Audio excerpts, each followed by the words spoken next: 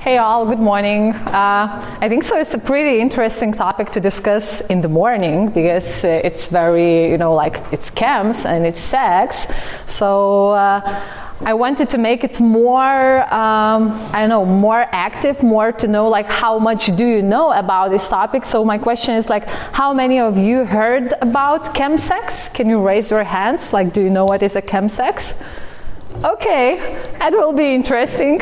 So basically what I prepared and how I would like this session to go is I will have a quiz for you.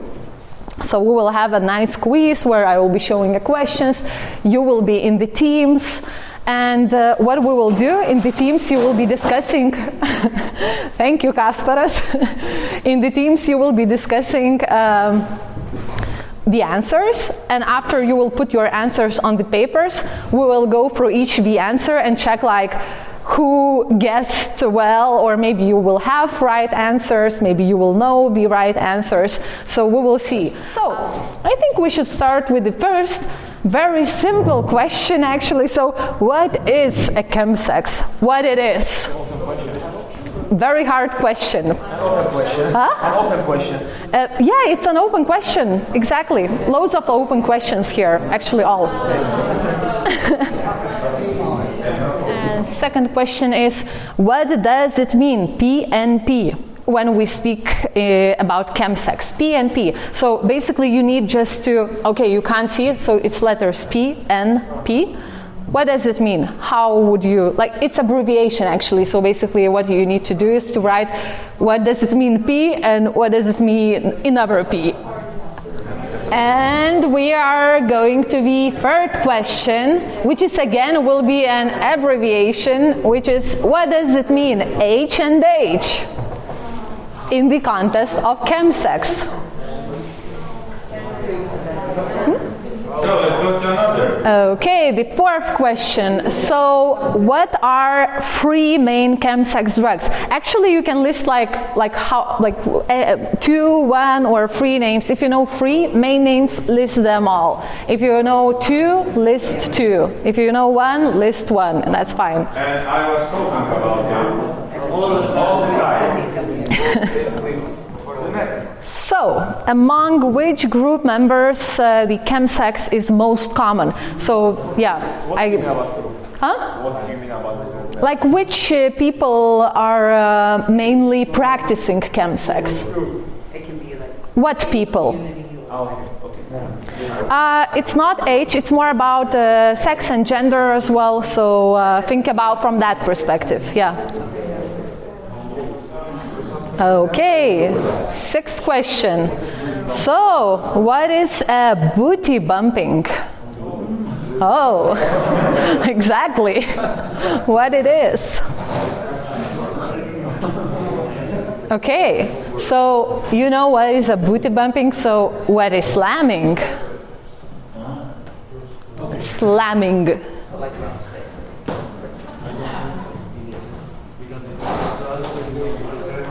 And the 8th question is, what is barebacking?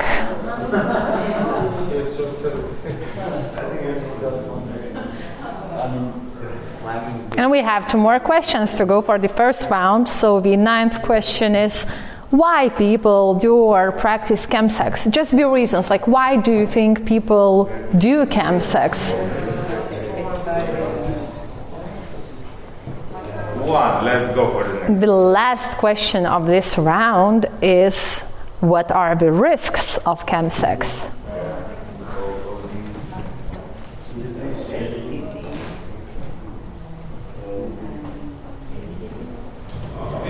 So, first round is finished. So what we're going to do now is that we will check your answers.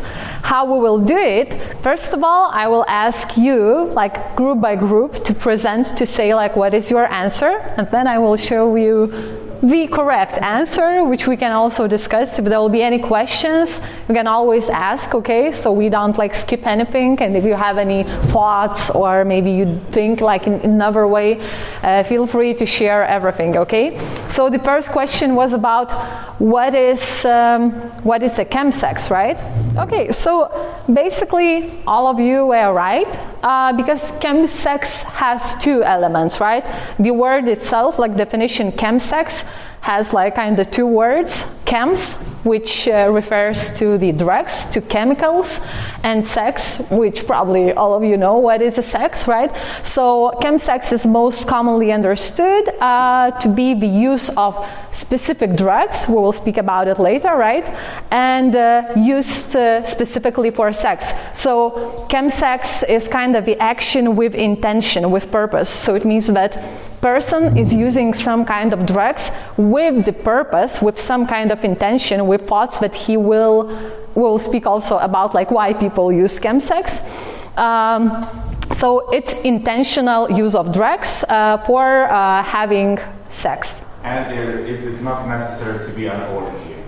Oh yeah, that's a good actually note. Yeah. It can include just two people actually. I mean, there is no need for having loads of people in a ChemSex scene. Okay, second question. Actually, I don't remember what was the second question. It was about PNP. So what is PNP? It's close enough. It's party and play. So when somebody says PNP, and actually like very often on Grindr platform or on any other kind of like social media platforms, if people have by their name, like next to their name written PNP, it means that they are involved and interested in a chemsex. So that's how sometimes it's very easy in a gay platforms to understand like who is for this kind of activity, right? So PNP is party and play. So one word, guys, you were like correct with one word. Again, this abbreviation H&H, SPNP as well, it also kind of an abbreviation for chemsex, and it's also very used in the communities. So people kind of, like don't say like I do practice chemsex. They just can say it shortly like I'm in or I'm for PNP or are you for H&H. So when somebody is saying this, you can also understand that they refer to a chemsex. Okay, the fourth question was, I didn't put about drugs, three main drugs which are used in the chemsex scene. So partially, like most of you answered well, but as I asked like for three main drugs, actually all the drugs which you mentioned can be used during the chemsex, right? It depends like what intentions you have and what do you want to reach, let's say. But the main three drugs which are like really mainly used in all the world among particular communities are, as you mentioned, GINA, GHB, JBL, and as I understood, you also were discussing during our training days about this substance, right? So you kind of know it a little bit, probably more information about it have. And then we have the second one, mephedron. Mephedron is a synthetic cation substance. It's also called in a slang name as mau mau or just meth. And basically it's kind of a stimulant. So it's like stimulating and giving loads of energy for people in some of the activities. And the third is a crystal methamphetamine. So it's not just methamphetamine or amphetamine, it's a crystal one. So it's crystal meth, TINA, just T letter sometimes is written, right? So these are the three main substances, and here you can see like how they do look like. So GHB is usually like a drops, people are kind of like dropping it. There is the mephedron, usually it's a powder, or it also can be a like in a crystal form. And the last one is crystal methamphetamine, so it really looks like crystals, like when somebody is selling, it's in the bag and it's like nice crystals of different colors. It can be white, it can be yellowish, brownish, maybe a little bit, even blue ones. Okay, the fifth question was, remind me, is it about slamming? No, communities, yes, among whom the chemsex is practiced. So if we would speak in the correct language, right, and one of the main aims actually in the harm reduction approach is that we are teaching and trying to learn, to teach and educate other people to speak in a non-stigmatizing language, inclusive language. It's very important, right? So then basically how we describe the community of people whom you all mentioned, actually, it's men who have sex with men, or the abbreviation for it is MSM. So ChemSex is more like a thing for queer community and also for men who have sex with men. So these are the main communities. And here actually it's a very interesting point which I need to mention is about, like, for example, me as a woman having sex with men, but using drugs on purpose. Can it be a chemsex, or can we call it as a chemsex or not? Of course. Why not? Yeah. Of course. I mean, it's mainly common between MSM, but why not the other way around? Still chem and still sex. So those are the main parts. Okay. What other groups think? Same. Agree. Okay. What do you think, guys? So. Silence club, they agree. Oh, okay, agree. Oh, okay. I thought like so, like, not sure on which part I am. There is no, I think so, like one answer. You know, it's not like a theoretical question. It's a very a question which is discussed like a lot in different conferences and etc. Because the term itself, the definition itself, chemsex, was specifically developed to describe sex which is happening under the influence of drugs among men who have sex with men. So if we will see from the historical perspective, this term, like definition of chemsex, should be used when we describe chemsex which is happening only among men. So that's one thing. And for example, and why it's also like that is because the group, like the community of men who have sex with men, are very much stigmatized. Like from the historical perspective, this group was very much excluded, stigmatized, and that's why there was this specific term developed to show this interesting, unique phenomenon happening in the community. So if you would ask like experts in some countries, they would definitely say that this definition should be used only when we speak about MSM community. But I mean, it's always nice, right, to discuss and bring your kind of own ideas. And for example, personally, I think that sex workers who are usually having who are providing sex, working, right, for sex, they are also using like loads of these drugs like methadone, alpha PVP, whatever. And I would say that they also have intention, very similar intention as MSM community. So that's why probably partially it can be also called a chemsex. But yeah, specialists who develop definitions say that it's specifically for MSM, and other people are still discussing and thinking like for which community this definition should be approached. So sixth question is about slamming, right? No. No, still no, come on. It was about the feet. Booty bumping, yeah. So why is a booty bumping? So booty bumping is also called boofing, is a way to consume drugs by way of your butt. So it's mainly when you put some substances, not like orally, not injecting, not like in any other way, but you put it into your anus. So that's called a booty bumping. And here I put some information just for you to know like what are the risks related with it, because it's a very risky, let's say, practice. So it may cause irritations, of course, bleeding, right? Especially if you are not using protection, inflammations of anal, linguing, and rectum, and increases, of course, risks of STIs, sexually transmitted infections. The seventh question, now it's slamming, right? Tell me, please. So what is a slamming? So slamming means injecting drugs. The action itself, you know, like injecting drugs in chemsex scene, it is slamming means just injecting drugs. And it is also, as the booty bumping may have some risks and consequences for the health if not doing it carefully and correct. And slamming drugs also can increase the risk of STIs, HIV, hepatitis C, vein damage, bacterial infections such as fungus, for example, if you don't take some particles in the drug, and it can also lead to the overdose, of course, right? If you put like too much of the drugs.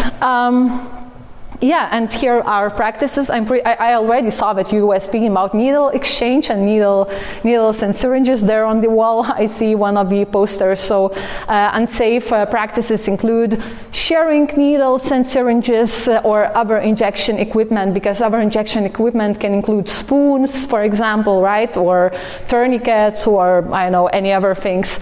Using non-sterile water and injecting materials. And not properly cleaning or disinfecting the site of injection, so the place where you inject drugs. Okay, barebacking. I know that the next one should be like barebacking. What's that? Correct. Yeah. So barebacking is sex without a condom, but it's an anal sex. So the only part is, just to add word anal.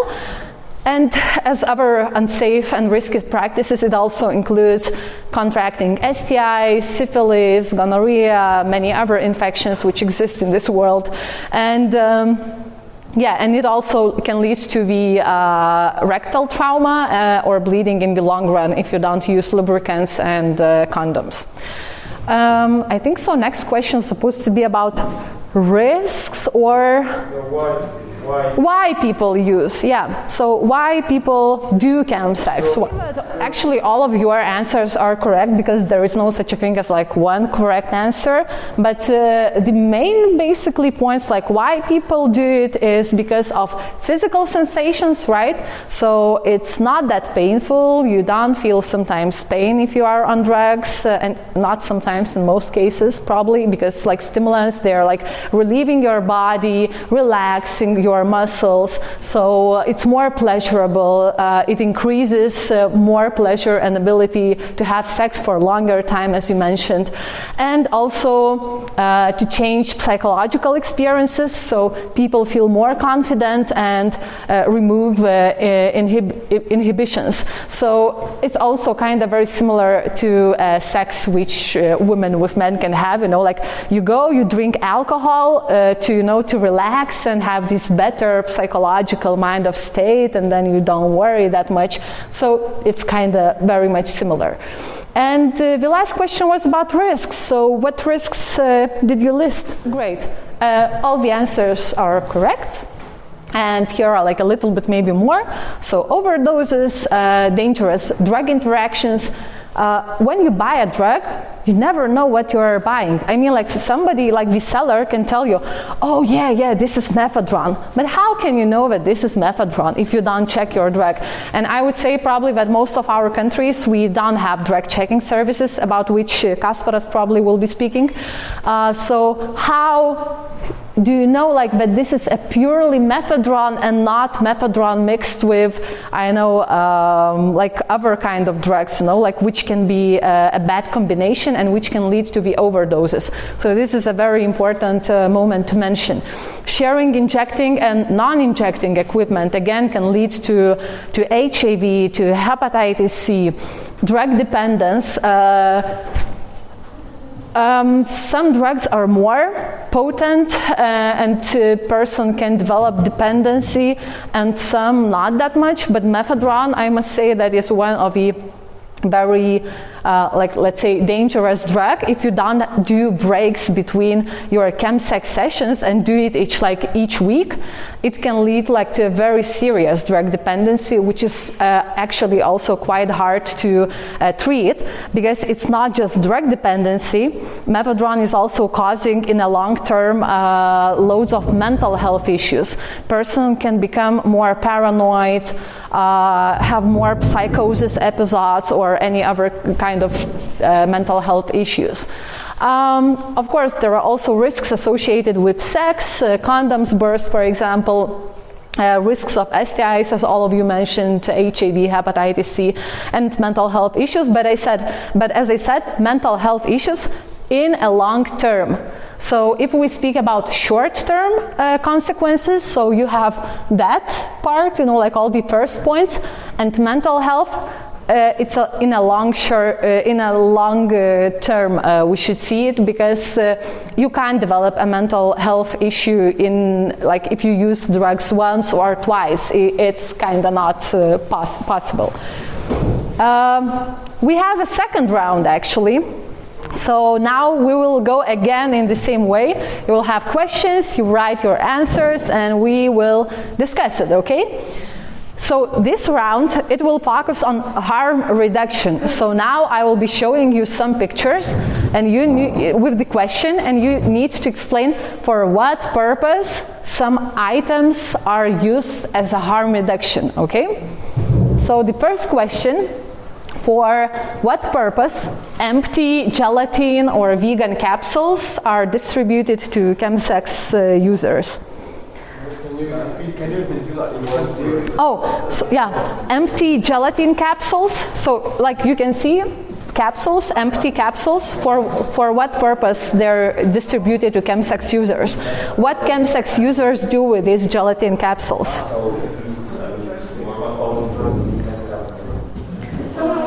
Okay, we are going now to a second question.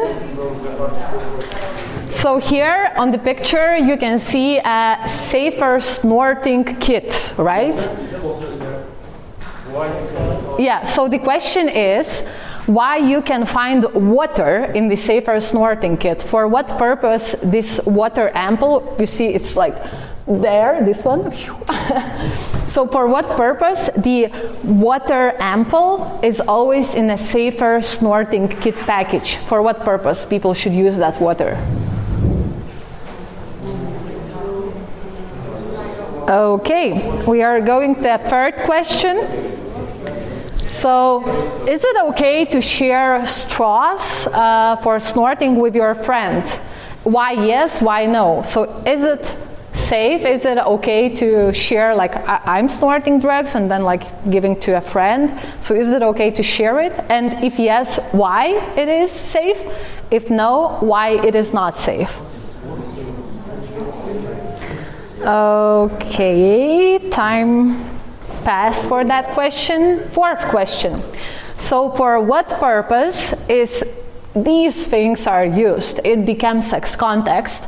Plus you will, yeah, I'm not counting points actually, but plus if you know, like please name the action, like when you do something with that thing, how it's called. So for what purpose and how the action is called.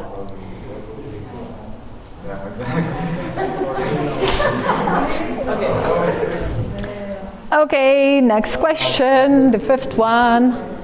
So, maybe you heard, and maybe I said today as well. So, what is a drug checking? Like, drug checking is a service which can check, finish the sentence. What the drug checking can check?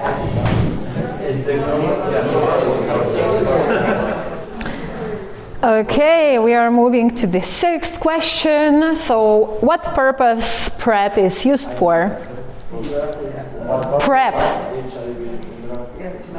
What is the purpose of PrEP? For what it should be used?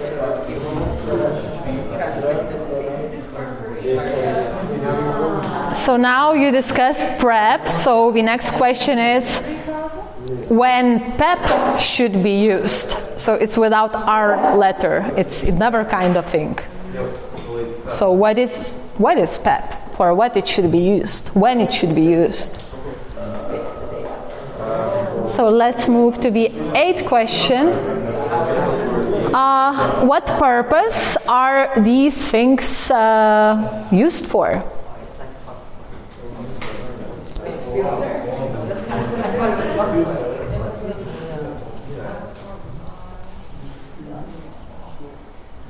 Okay, let's move to the ninth question. So 2 more questions to go. So which condom is more effective, female or male? Which proves more effectiveness?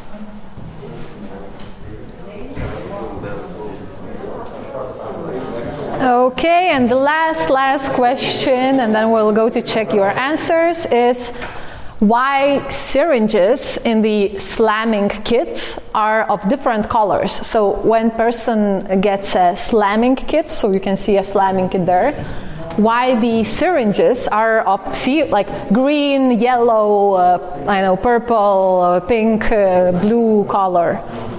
Why different?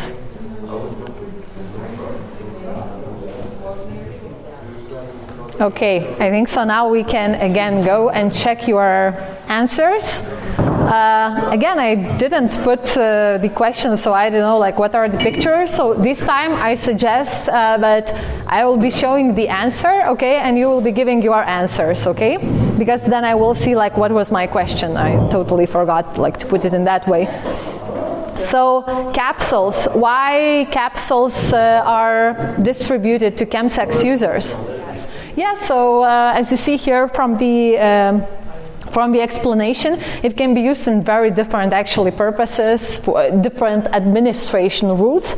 It can be, as two groups mentioned, like you can put drug into the capsule and then put into your anus, and capsules, as they're gelatine or vegan, they're dissolving very fast and the effect is coming very, very fast as well.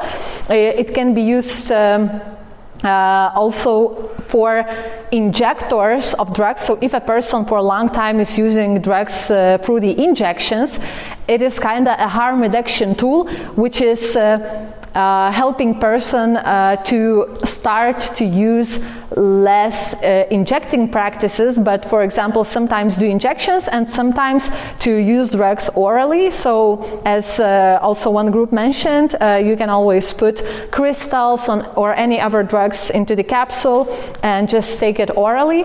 And also the capsules are distributed in the festivals.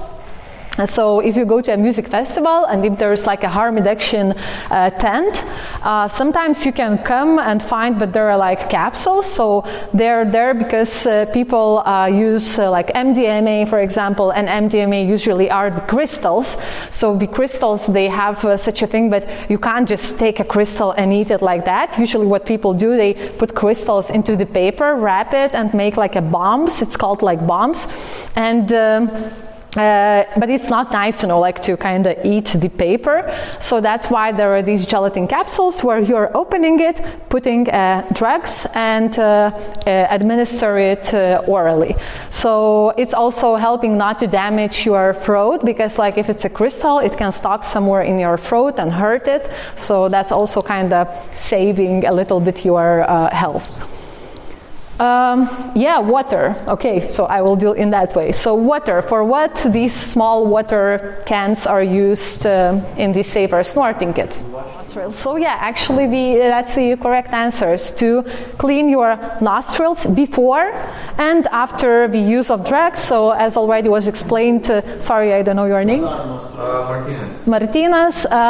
It's like very recommended to clean it, so there are no leftovers of drugs which can also hurt your nose. And sometimes after snorting drugs, there can be a bleeding actually, because your nostrils are damaged. So that's why important to clean your nose, like from the blood and from all the bad leftovers which are there.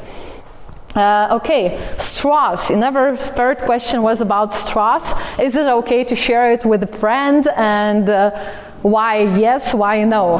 No. That's a very correct answer, and actually that's why in the festivals, or like I know for ChemSex users, because sometimes they're snorting drugs, there are these kind of like snorting party kits which include a card. So on that white card you kind of Actually, usually there are two cards. One is black and one is like white. So on the black card, you put a drug because usually they're white, so you can see like where are they, you know, like not just put on the table because maybe people eat here, maybe they do some other things.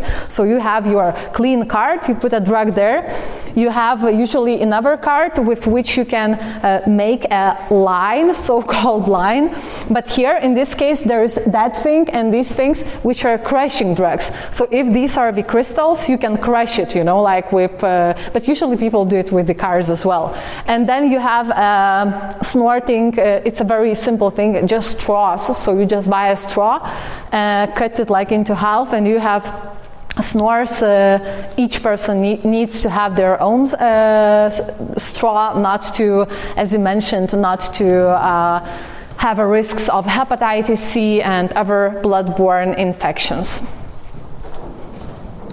Okay, so that strange thing which you saw blue, and what is for? So the answer is, it is called a lube injector, a lube shooter, or a lube launcher. So yeah, and it's for booty bumping, as you mentioned. It is for a booty bumping to administer drugs without, because usually how people can administer drugs into anus is like, as you mentioned in the beginning, capsules, right? You can use a capsule which you insert inside. You can use a syringe. You just take a simple syringe, like which you're using for injecting drugs, but don't like take off the needle. So you have just a syringe and shoot it also into anus. Or this thing is specifically for shooting and administering drugs into the anus. Yeah, and it is designed in a way that it's very kind of, it's not like good, but it's not that bad, you know, like to put something into your anus and not to damage rectal cavity as well. So drug checking. What is a drug checking? What drug checking is checking? Because drug checking is not only checking substances, but like what your group very nicely mentioned, it's also about after checking drugs and giving to a person information about what drugs are in, like what substances are in your substance, you know, like what quality, etc., etc. It's also giving a consultation on person on how safer use it in a case person decides still to use that drug, right? So giving some kind of harm reduction advices on how to minimize the risks related with particular drug use. PrEP. What is PrEP? Great. So, yeah, all of you correct, and I think so you discussed it or not in your group, or maybe not, I don't know. So it's called pre-exposure prophylaxis. So it's pre, you know, like the word itself is kind of saying it's before something. And it's a medicine which people at risk for HIV are taking to prevent getting HIV from sex or injecting drug use. And as you mentioned also, it's not protecting from other actually infections. Okay, PEP. What is PEP? So these two groups were a little bit maybe more exact and correct. So PEP, it's post-exposure. That one was PrEP, this post, so after exposure prophylaxis, and it means taking medicine to prevent HIV after a possible exposure of acquiring HIV. So it's prescribed by doctors, and yeah, if you had some emergency case and you know about that, then better go to doctor as soon as possible, get the pill, and actually they're very much effective, as the researchers are showing. So the wheel thing, like what is that? You know, like that thing. That thing, right? It's a filter. These are two filters, but these are called wheel filters. And this one is cotton filter. So when people, before injecting drugs, people need to cook their drug. It's not like I bought a drug and now I'm just putting into a syringe and, you know, like using it.